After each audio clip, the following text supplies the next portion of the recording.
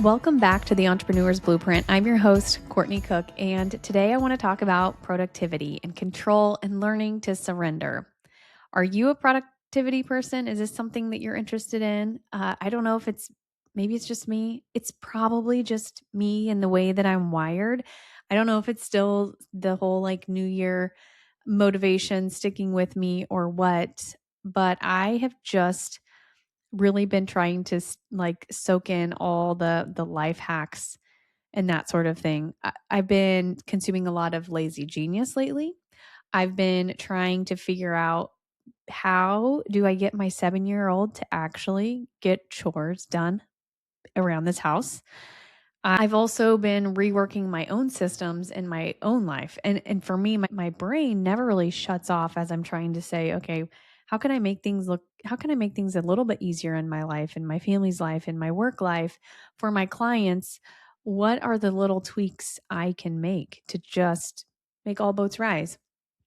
I enjoy dreaming up ideas and executing on them.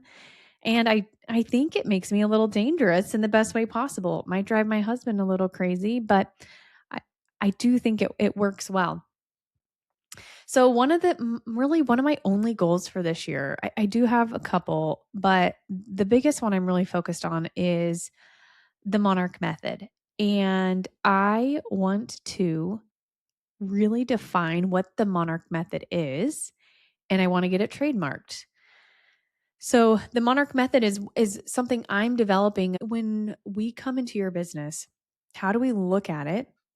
And like what are the chain of things what are the questions we ask? What do we then do, take from those learnings and build in? And how can we replicate that no matter the business? Every business is a snowflake, so we do have to make different decisions, but we have to ask the same questions to get to the end result that each business needs. And so I want to get that documented out, and I want to get it trademarked. I want to be able to grow in a way that we can easily repeat what we're doing here, because I think it is repeatable. I think it doesn't have to be done just by me. It can be done by other people as well. I was sitting in with a client and we were having a conversation the other day. It was more of a marketing conversation with this client. We were talking about the mom persona and the desire for moms to have their schedule visible, and they can see everything across their own schedules, their kids' schedules, their extracurriculars. They can see it all in one place and everything is accounted for. And at least in my own business, I also like to see that. I like to see it in my personal life. I like to have everything documented and in one place for me to really be able to act on it. And I like to do that for business owners, right? And that's what we're doing, is making it so that business owners can easily make decisions on what to do next, what their team's working on, really make everything flow like a well-oiled machine.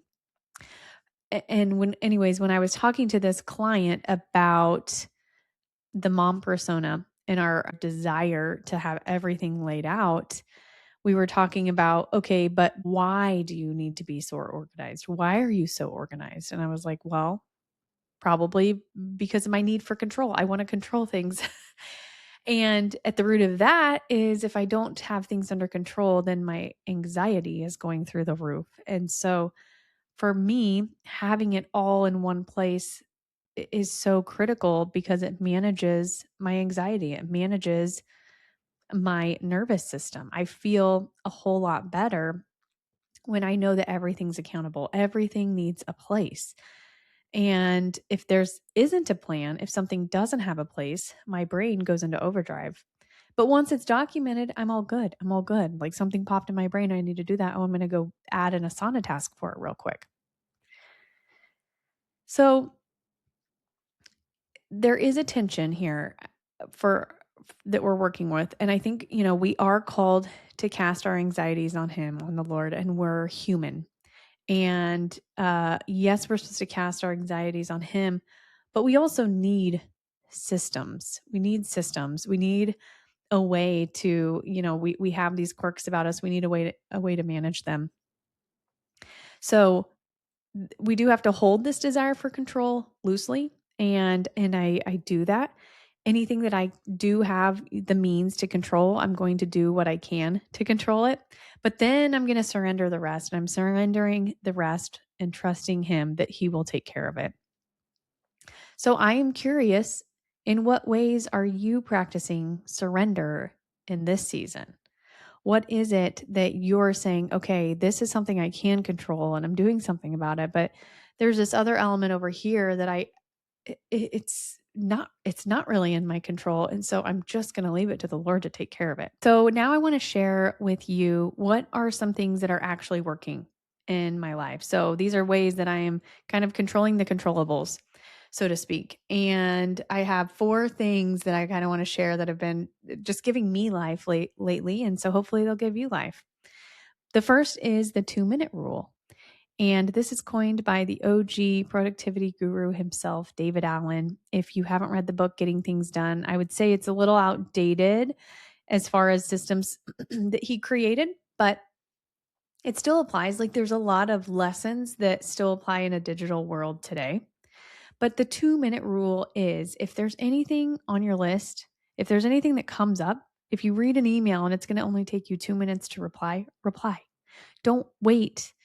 Don't just put it off. If it takes 2 minutes, do it right then and there. If you continue to put those 2-minute activities off, they just stack up along with the 5, 10, 30-minute, 1 hour activities, right? So the things that are really small that we don't necessarily need a huge chunk of time for, just do them. Just get them done right away. That looks like for me, when I grab the mail, I put it where it needs to go. There's either a drop pile for bills. I open up envelopes and I throw all of the recycling. So anything that's junk and recycling, that just goes directly into the recycling. The bills go into my office. Things like it literally took me 2 minutes to do that. It doesn't take long. So if I get an email I think about it for 1 minute, I reply for 1 minute, get it done. Don't let it sit in your inbox. The next thing is I have a 2-year-old at home, along with our 7-year-old daughter. But having a 2-year-old, having a toddler, anybody that has a toddler can relate or has had a toddler. You cannot keep your house clean with a toddler present. Or picked up. It's just not possible. There's always something. So I have to set my bar really low for what my house looks like. And there's certain times of the day, like right now during the work day, and he's not here. There are other work days where he is here, but today he is not here. And so, I know what to expect when I walk out of my office. It's actually still a disaster from yesterday. But anyways, there are certain things in a home with a toddler that I can get done and I can't get done. And I'm just trying to accomplish a couple things each day and I'm calling it a win.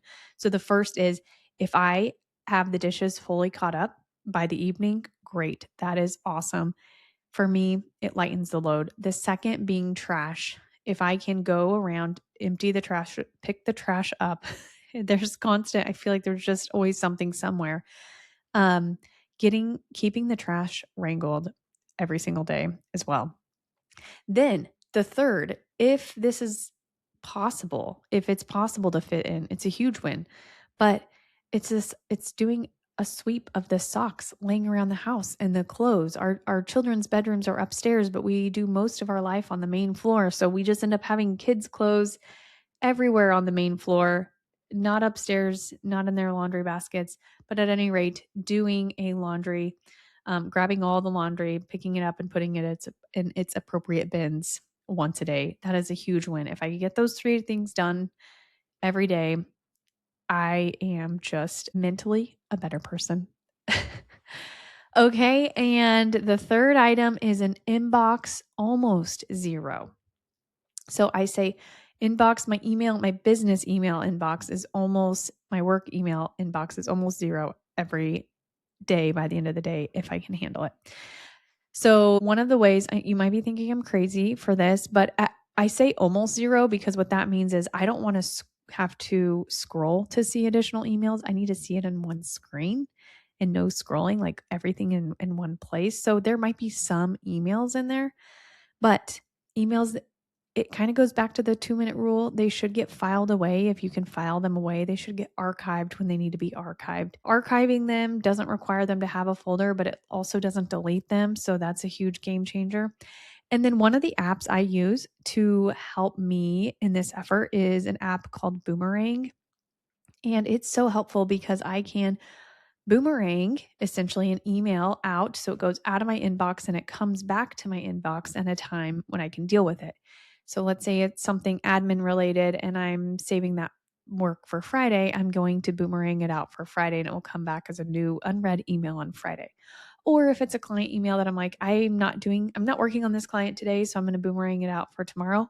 I could leave it in there. That's fine. But depending on what it is, if I see it in my inbox and it's giving me anxiety and I know that it'll show back up when I need to deal with it again, then I will do that. Sometimes I don't like having unread emails, but if it's unread, sometimes it's a little less urgent for me to get to it. So if I boomerang it, it comes back in and it marks it as unread again. I know I need to deal with it. So I would highly recommend the Boomerang app. And if you can get your inbox to almost zero, at least once a week, get it cleaned out on Fridays so that you're starting your week with a little bit more of a blank slate.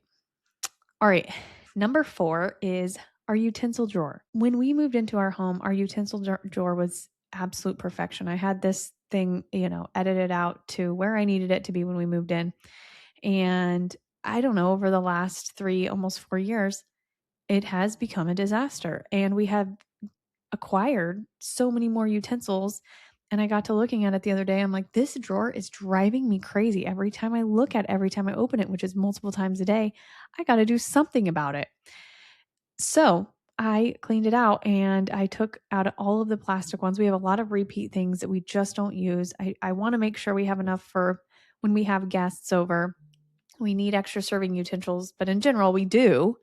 But I took out all the plastic ones. I did have to buy one stainless steel spaghetti, whatever you call those utensils where you can grab the spaghetti noodles.